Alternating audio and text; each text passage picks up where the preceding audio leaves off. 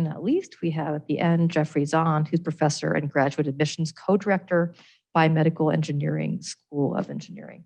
So we could just go down from right to left, and you guys can just take it off for minute or two. They are automatically on, so no jokes in between.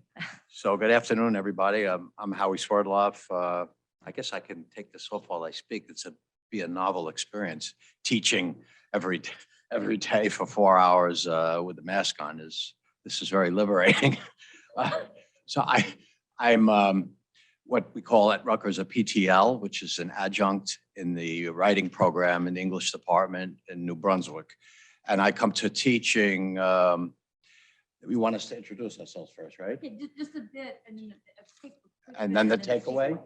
Okay, then I'll be very brief about my introduction. I come to teaching in an unorthodox, from an unorthodox route. My first classroom was a trailer in the back of a factory where I was a training manager for many years, teaching adults in the printing industry about quality management and safety and the like.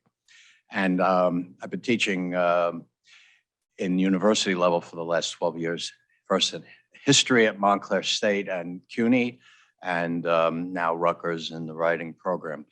And so just briefly, the things that I learned from teaching during the pandemic were things that I think I already knew, but they became much more important and in fact essential. And I'll just really briefly. Number one, I think the most important attribute for successful teaching is to be caring. Students had tremendous stress and mental health issues and family problems and all kinds of difficulties, unprecedented. I mean, that famous word unprecedented, it really was. And we had to provide a caring environment for them. And that was number one, and number two, and number three. And then, and number four, which I already kind of knew, was to do less better, to limit the objectives on any particular day, where I may have had 2 or 3 in the classroom, maybe 1 was enough. And if I accomplished that, I felt that I was successful that day. And number 3, to provide the students, this is related to caring, but provide them a place to socialize because they were losing all of that. Some of them had never experienced it, the freshmen. Others, of course, had experienced it in the past, but lost it. So provide them a place to have some fun, to meet other students. And we did that in breakout rooms. And then last, this is just a brief outline, to make myself more available to them than ever before.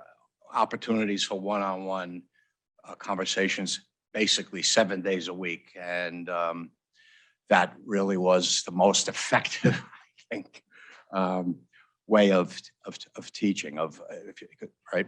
So I'll let other people speak and save my. That sounds great. And so Lena, what will I add?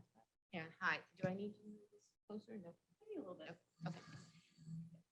Hi, everyone. I'm really happy to be here. My name is Lena Sandberg Golden, and I'm an instructor in the writing program. I teach, along with my colleague here, Howie, we teach writing and composition to undergrads. Other than what John and Christina and Chris so eloquently already, and Howie now, has said, which I have to say I concur with everything, breakout rooms, awesome, keep them forever, flexible, Zoom, office hours, sharing and caring, and less is more and all that.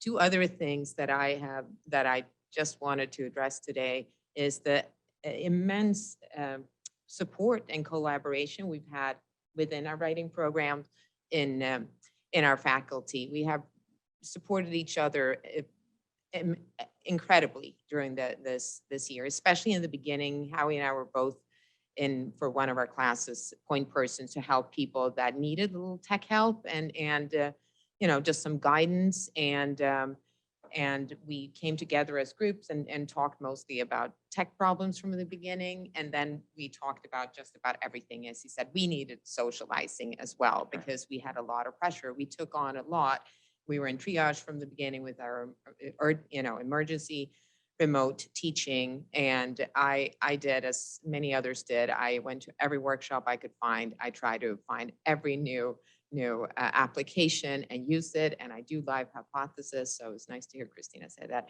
But it became too much. We were accessible all the times for students, and we took on a lot. And there, at some point, we needed to kind of scale it down. The other thing that I feel hasn't quite been addressed here yet is how we transition to a hybrid version of teaching this semester, and how we came into the semester, I think most of us really hoping for a new normal, and that normalcy wasn't really there.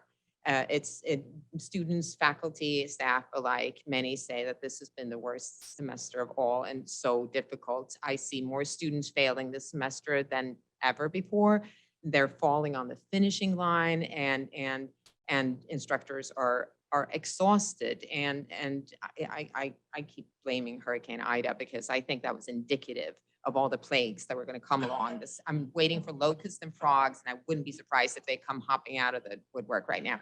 But however, I think we need to think about how we go on here.